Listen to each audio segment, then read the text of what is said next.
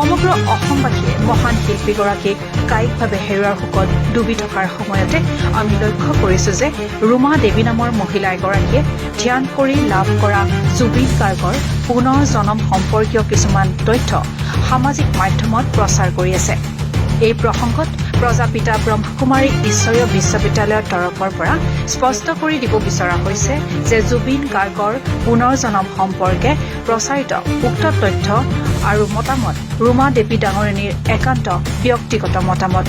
ইয়াৰ সৈতে প্ৰজাপিতা ব্ৰহ্মকুমাৰী ঈশ্বৰীয় বিশ্ববিদ্যালয়ৰ কোনো সম্পৰ্ক নাই। তদুপৰি ৰুমা দেৱী ঈশ্বৰীয় বিশ্ববিদ্যালয়ৰ বিষয়ববীয়া অথবা সদস্য নহয়, এগৰাকী অনুৰাগীহে মাথোন। তেখেতে ঈশ্বৰীয় বিশ্ববিদ্যালয়ৰ অনুমতি নোলোৱাকৈ সংস্থাৰ নাম লৈ নিজাকৈ এই তথ্য প্ৰচাৰ কৰিছে।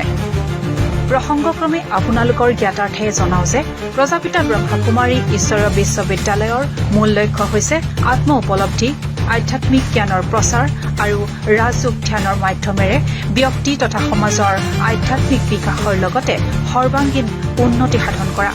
গতিকে ৰুমা দেৱী ডাঙৰীয়ানীৰ উক্ত ভিডিঅ'টোত উল্লেখ কৰা ভৱিষ্যৎবাণীসমূহ প্ৰজাপিতা ব্ৰহ্মকুমাৰী ঈশ্বৰীয় বিশ্ববিদ্যালয়ৰ অনুমোদিত মত বুলি যাতে গণ্য কৰা নহয়, তাৰ বাবে সকলো পক্ষলৈ বিনম্ৰ অনুৰোধ জনালো।